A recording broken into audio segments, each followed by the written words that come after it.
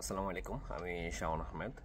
তো আমি আজকে একটা ব্যাপার নিয়ে কথা বলতে চাইতেছি, যেটা বাংলাদেশের রাজনৈতিক প্রেক্ষাপট প্লাস বর্তমানে ঘটে যাওয়া কিছু ঘটনা নেওয়া হইতেছে। সো এই ব্যাপারটা নিয়ে আমি দেখলাম যে প্রত্যেকটা রাজনৈতিক দল বা সাধারণ মানুষও তারা চিন্তায় আছে এখন কোন দল রাজনীতিতে ক্ষমতা যাবে অ্যান্ড কোন দল কী করবে, কে আওয়ামী লীগকে নিষিদ্ধ করবে নাকি কে কী করবে ওইগুলো নিয়ে।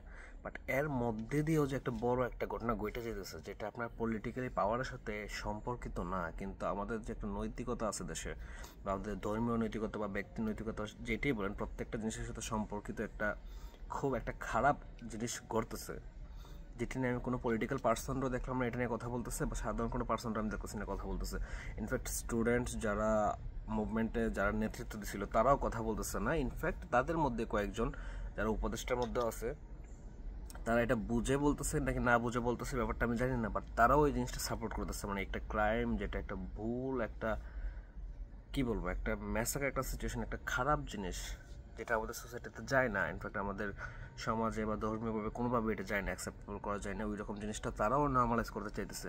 আমি জানি না তারা বুঝে করতেছে নাকি না বুঝে করতেছে, বাট ব্যাপারটা হলো তারা সাপোর্ট করতেছে যে জিনিসটা, সেটা হচ্ছে আপনার ইনক্লুসিভ সোসাইটি। তো ইনক্লুসিভ সোসাইটি জিনিসটা আপনার প্রথম দিকে শুনে মনে হতে পারে যে ও জিনিসটা অনেক সুন্দর, সবাইকে নিয়ে আমরা একটা সমাজ গঠন করব যেখানে প্রত্যেকের সমান অধিকার থাকবে।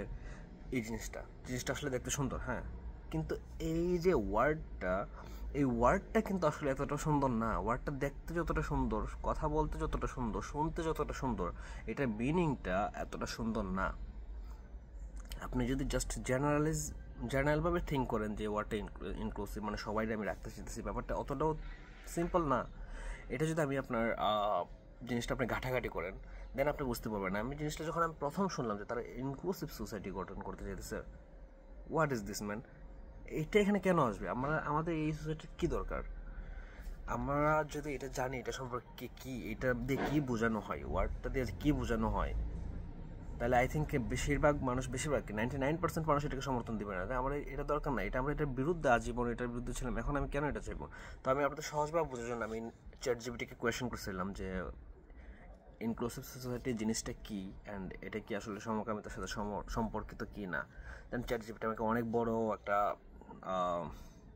আনসার দিল, সব কিছু মানে এক্সপ্লেন করে। দেন আমি বললাম যে আমি শর্ট ভার্সন চাই। দেন তারা শর্ট ভার্সনে আমার যেটা বললো যে an inclusive society ensure the equal opportunities and the rights for all, embracing diversity and eliminating discrimination.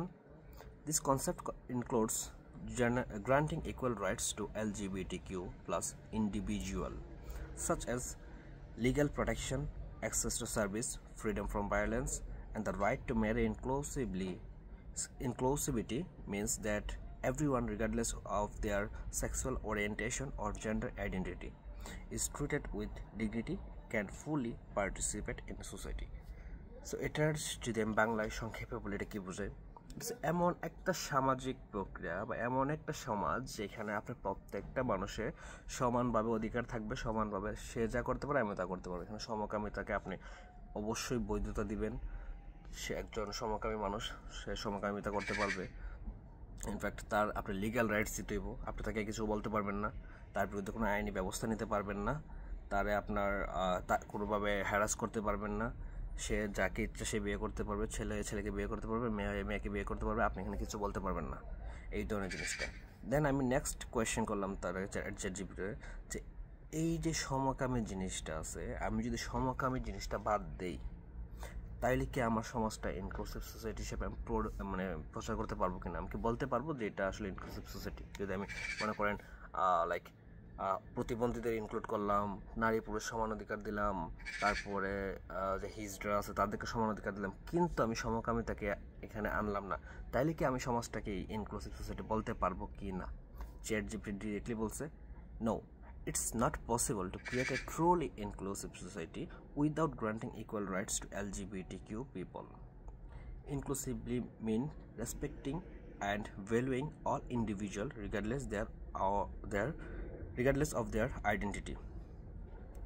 মানে আরও অনেক কিছু বলছে, বাট মেইন ব্যাপারটা হলো যে না, আপনি কখনোই এটাকে ইনক্লুসিভ সোসাইটি বলতে পারবেন না যতক্ষণ না পর্যন্ত আপনি এই যে সমকামী গ্রুপটা আছে তাদেরকে আপনি পরিচয় দিতেছেন না, তাদেরকে আপনি স্বীকার করতেছেন না।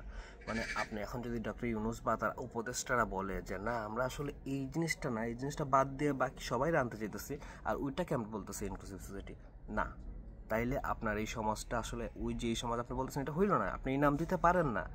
এই নামটা আপনি তখনই দিতে পারবেন যখন আপনি সমকামিতাকে বৈধতা দিবেন, তাদেরকে অ্যাকসেপ্ট করবেন, তাদের সাথে নিয়ে কাজ করবেন, তাদেরকে তাদের মতো চলতে দিবেন, তখন আপনি বলতে পারেন যে এটা ইনক্লুসিভ সোসাইটি। যেটা আপনার যে আপনি চ্যাট জিপিটি দেখতে পারেন যদি আপনি সরাসরি চান। আমি এটা নিয়ে আরও আগে থেকে জানি, দ্যাটস ওয়াই আমি এটা নিয়ে আগেই ভাবছি। বাট আপনি যদি এত টাইম না থাকে, আপনি জানার বা বোঝার না থাকে, আপনি সরাসরি চ্যাট জিপিটিকে কোয়েশ্চেন করতে পারেন, তাহলে আপনি বুঝে যাবেন যে ব্যাপারটা কী হইতে চাইতেছে। এখন আমি আমার এক্স্যাক্টলি নাম মনে পড়তেছে না, সম্ভবত আসিফ মাহমুদ যে উপদেষ্টা আছে, আই এম নট শিওর, এখানে দুইজন স্টুডেন্ট উপদেষ্টা আছে, তো খুব সম্ভবত আসিফ মাহমুদ, ভুল হইতে পারে, যদি ভুল হয় তাহলে অপরজন তারাও এই জিনিসটা চাইতেছে। তার পোস্টে আমি এটা নিয়ে কমেন্ট করছি যে এটা কীভাবে সম্ভব, আমরা তো এটার জন্য দেশ স্বাধীন করি নাই। বাট ব্যাপারটা কী, আমরা দেশে হিন্দু, মুসলিম, বৌদ্ধ, খ্রিস্টান, পাহাড়ি মানুষ, আদার্স রিলিজিয়াস থাকতে পারে, তাদের প্রত্যেকে আছে, যারা রিলিজিয়াস আছে, কোনো মানুষই কোনোভাবে এই জিনিসটা সমর্থন করতে পারে না। যতক্ষণ আপনি বলতেছেন আমি একটা ধর্ম ফলো করি, ডাজন্ট মিন আপনি সব ধর্মকে রেসপেক্ট করতে পারেন, সবাই রেসপেক্ট করতে পারেন, কিন্তু যতক্ষণ আপনি বলতেছেন আমি একটা ধর্মের মধ্যে আছি, আপনি কোনোভাবে এটাকে সমর্থন করতে পারেন না। এটা একটা মানসিক রোগ, দ্যাটস ইট। আপনি এটার জন্য ট্রিটমেন্ট নিতে পারেন, এটা এখানে সমর্থনযোগ্য না। আমরা বলতেছি না তাদেরকে, যেহেতু এখন এমন একটা সিচুয়েশন এসেছে কিছু করার নেই, তারা তাদের মতো করে অন্য দেশে থাকতে পারে, বাট আমাদের যে দেশে এটা তো অ্যাকসেপ্টেবল না। এটা এখানে অ্যাকসেপ্টেবল না, এটা সিম্পল না, জিনিসটা একেবারে সহজ না, এটা মাইনে নেওয়ার মতো না।